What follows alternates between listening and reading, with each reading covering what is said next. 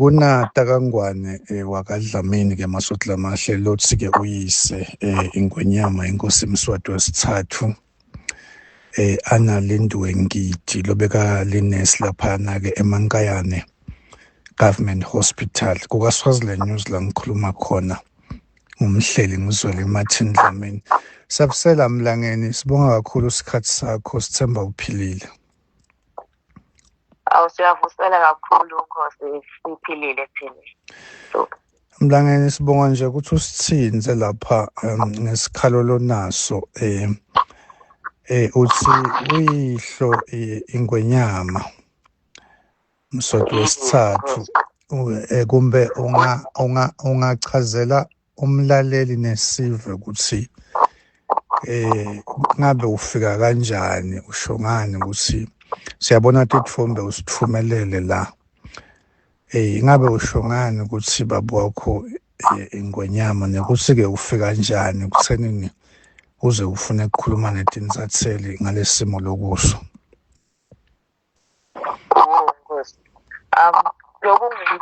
Lokungenta kokuthi ngisho ukuthi iNgwenyama ubaba wakho ngiloko ukuthi make wangishebhulela indlebe wangibikela ukuthi madami kubanjena lana nakhona songitshela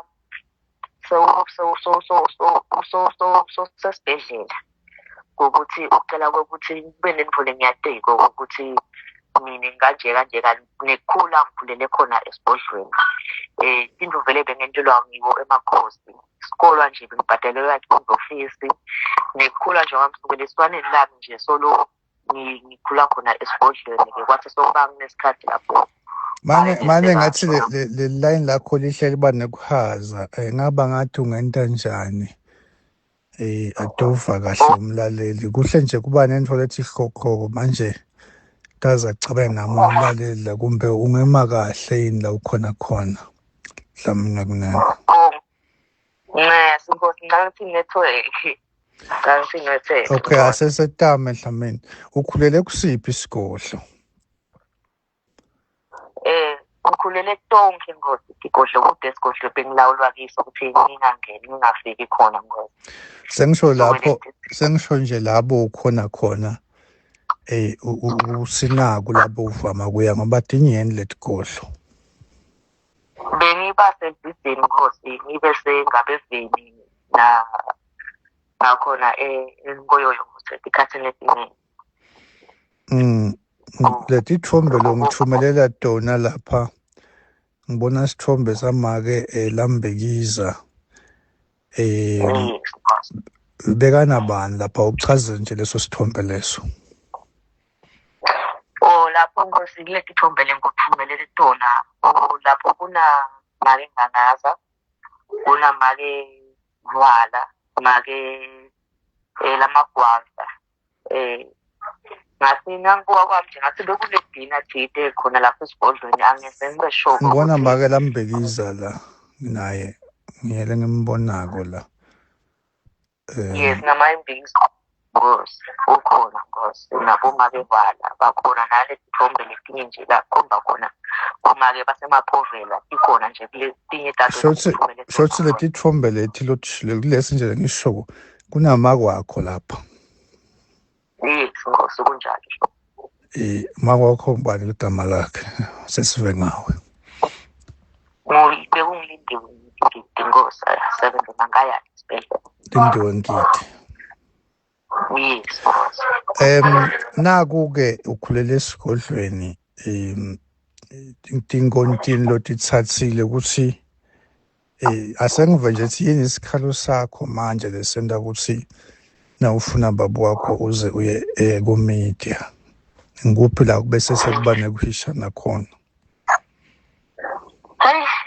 Nkosi kude lengakakwethu tonke tingoni ngihambele sukela kuyo yona i-personal connection yemakhosikazi nangilenge ngikhona kwasho ngemagama lefa abayani bona bomake benganqonqotha kiko Nkosi.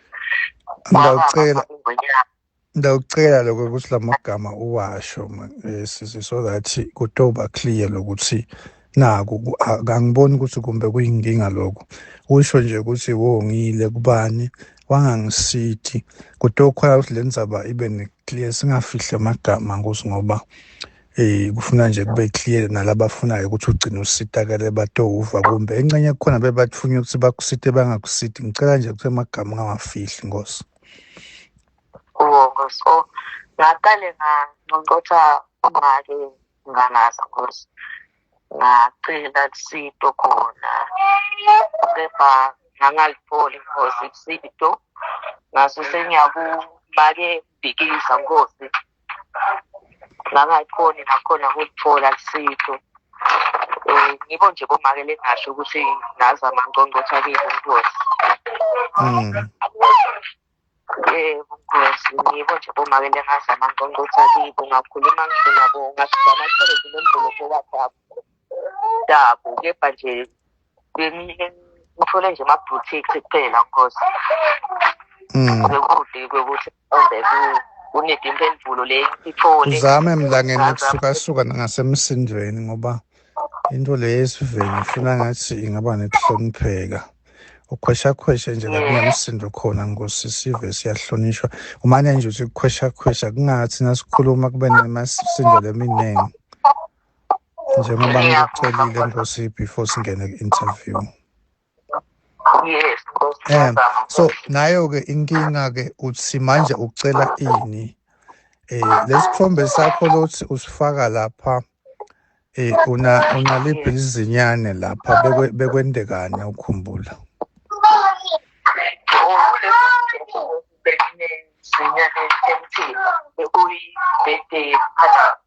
ahlanganisa umnyaka lamanye kunene angiphindze ngicele umane ukhwesha emsindweni kulimata iquality yale products lesiyenda la. Yes, ngizamabona manje la khona zama nje ngosi noma sowungena ekurusini mane kube nale quality ukuthi uvakale ungakhanzi ukuthi siyakhuluma kuvakala into letilele ubese lo mlalela akasakhona kuyilandzela kahle lendzaba. Okay, uthi lesithombe bekunjani ke hlamna kunene? Ngabe usekhona yini ngosi ngathi lapha soya angisakutholi la usekhona mlangeni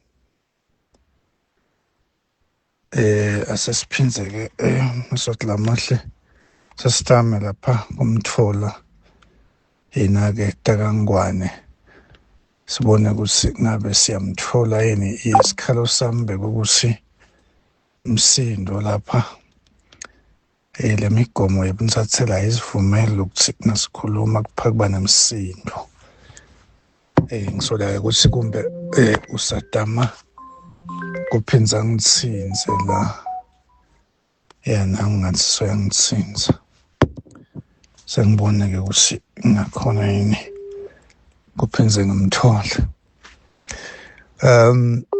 sithemba ukuthi kutaba ngconywana lapha kukaSwaziland News masothi lamahle umhleli nguzwele Martin Dlamini siteka nje nansindzaba lapha lekubonakalisa ukuthi kunemncanalo nesikhalo la uthi ke udalwa engonyama umswati wesithathu ngitamile ke nekumthinta lokukhuluma lengonyama ngibona ngathi lapha ufaka impendulo phese simelane ngokuthi ke ngathi kubukeka kuyindzaba lefaka ifamily lengangeni kakhulu eoffice lakhe mlangeni sithemba sekutaba ngcono Dlamini awusengcono ngikhosi ngaphandle ngosi lesithombe lesilungisendela sona uthi unelizinyane ngibani lelizinyane Dlamini lapho ngosi benginezinyane eKemthemba celebration yemphalami athanisha umnyaka ngosi ngasonjalo selekakhulu kade Dlamini kunene angathi sidaweni kanjani but awuphinze Dlamini umane ube stable la ukhona kutangilimata mani in terms of quality nase kuphakamba kuba nemsindo uthi lesithombe bekubanjani lesi la ngezinyane khona Nkosi. Olapho Nkosi sisemvutshile. Kusuku lesiqala lemkhanami Nkosi athimisha umnyaka kasomdlalo sekaGondobani. Oh.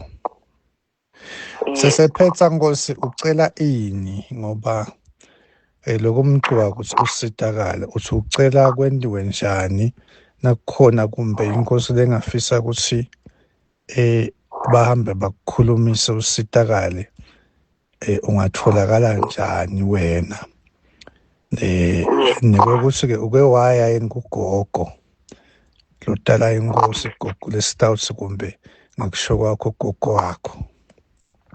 Nkosi. Oh Nkosi ngicela kuqale ngiphendule lena ukuthi ngengayi gogo. Yes. Gogo ngazama Nkosi kuya emthethweni.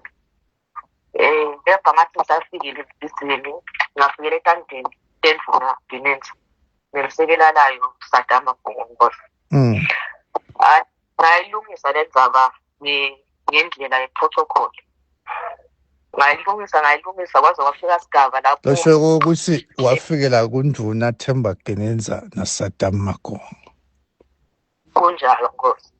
Qhubeka. Kwaba ngifike ngikhala kibo ke ngicela ukuthi manje bangiphendlele indlela leyo kovuselela eNdlovukazini ngenxa yale ndzaba le bengitengayo kuyo yona inkosi.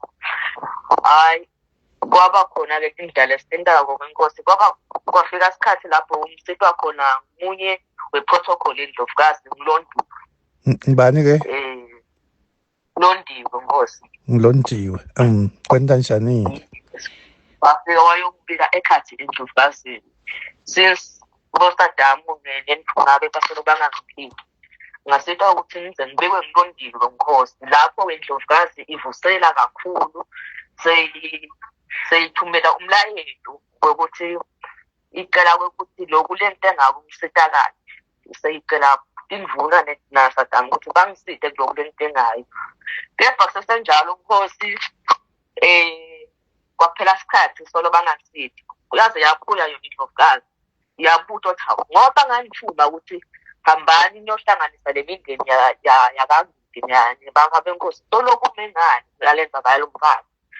Akwaba ngilapho sebhujutelwa kwenkosi sehlanganiswa bamfa benkosi nebakangidi eNdlunkulu. Nasifika eNdlunkulu wakhanza unkosi ukuthi nawo sengathola izaba leNasasiko. Sengathola indaba nekhezaba letafika yakhona ngaSadamu. Nakhona thengela umphimba lenkosi uthatha ofika khulume imvo ngami ngazi ukuthi uyangathi lekhathi eNdlunkulu kwase sekuba nale umkhathi iqiniso. Kukhona yini inkosi loke wasitakala ngako? Kude Nkosi solo ngathi nangibuyela bakhombana emehlweni kwathiwa bagade bababe Nkosi babuyele ekhaya eNdlovukazini. Kwathi ngimalanga emathathu Nkosi lana nakuyiwale eNdlovukazini ubowuphekeletelwa ngubani wena bakhabo makwakho? Bakhabo manje Nkosi yes. Bekungibani longamkhumbula? Bekungumali lomkhulu Malelise. Umalibelo omncane uMazweli nomfati wakhe nabo umzala bami abakhona bakaDlamini. Nkosi ngawo. Okay. Yes. 2022 noma 2021 2022. But after that kude ngasidakala khona kude lemphendvulo yabuya kushiwa ibuye ekhaya eNdlovukazini. Angathi noma yafika eNdlovukazini yabikelwa ukuthi lana sekhambe kanjena Nkosi. Ngibuya kulele umbuto Nkosi ukuthi kwenzise ukuthi makhosi angendene eli. Weqala Nkosi ngicela i-personal angathi noma seyi-personal noma seyi-private ngathi interview neNdlovukazi ngokuthi noma interview noma yini Nkosi noma appointment I say that I say interview appointment neNdlovukazi. Yes Nkosi khona kutalungiseka lezinto letilengako Nkosi letidinga yona iNdlovukazi ukuthi ilungisele yona. Then kwesibili okwecala Nkosi ngule personal appointments nendlovukazi ukuthi sengiqala indlovukazi kube yiyo lethumela amanxusa ngokuthi amane ede atongilanda ngiye wherever sigodle kayiyo khona indlovukazi.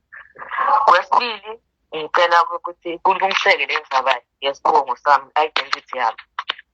As much as I'm not saying because ngifuna kuba ne-identity yabafake ngwenyama like Princess Mutemtimba or Princess Khanyiso. No, I don't want that. But ngifuna impilo nami ngifuna ukuphila. Ngikhona nami ukuthi inkosi ngifane nabo bonke abantwana. Kungabi nalokhu mnyama lengibhekene nawo whereby yonke into yami nje isinyama nje kude lokulungelako. So ngifuna ukuthi manje ngivame ukulungiseka leti nkolo lentongozi. Kwesithathu ngicele umsebenzi lo permanent. Ngikhona nami ukuvuka, ngikhona ukuba ngumntali nami ebantwaneni bami because ngikhona ukuprovide for my kids. Abonke nje inkosi. Kwesine ngicela kulungiseke indzaba yokuhlala yami.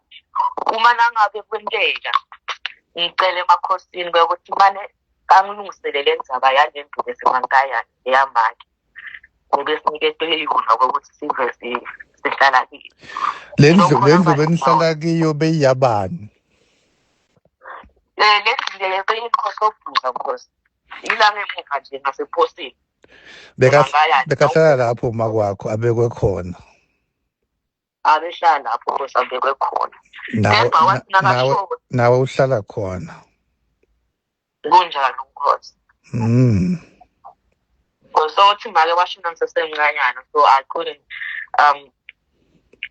bengikhona kulandelela info letiningi because but ushona sokuhlebelile ukuthi wena Ntaba Yingonyama. Yes nkosi, info letinye so ubukile kimi wangitshela kanti vele ngalindlela into betendanga ngayo because nekhula ngikhule esigodlweni ngibhadalela ingwenyama tonke into tami impilo yami besesigodlweni nkosi. Oh, kwabe sesekubona lo mkhathi. Akushona mali nkosi, kwabe nje nalo mfowethu ongibike ekhathi emakhosini noma angimikise noma angiphelethela angathi nkosi ukuthi ngingayibeka kanjani. Kodwa kwaba ngoko nje kwaba cha nkosi siyabonga lokuthi uyitheke ngitamle nami kubathinza ke ngicansi kumbe kutaba kulandzelela ukuthi bagcina bafika kuwe ke obatokukhulumisa batawuthola lo mlayito nkosi kutawuba kokuthi kumbe sithemba ukuthi indzaba yemndeni nkosi angeke iphakuvele emaphepheni njengoba seyivelile nyalo. Sithemba ukuthi iyawuvele ingene endlini kagogo ilungiseke mhlawumbe kunene. So kakhulu ukukhulumisana nawe. Nkosi angathi nkosi noma ngingakhona ngishadi ngomkhulu la ngatholakala khona nkosi. Nkosi kungaba ingodinyana ukuthi isho la moyeni kuyawuba ukuthi nabangithinza mina ngidabathumelela laba ngoba ngibathinzile ngidabathumelela laba sebentana nkosi bakhona kulungisa ngoba naseyivele seyingena inombolo takho la kutaba ngathi kanye indzaba kumpela beyingalungiseka ilungiseke ngalesiswati. Siyabonga kakhulu ukukhuluma nawe nkosi.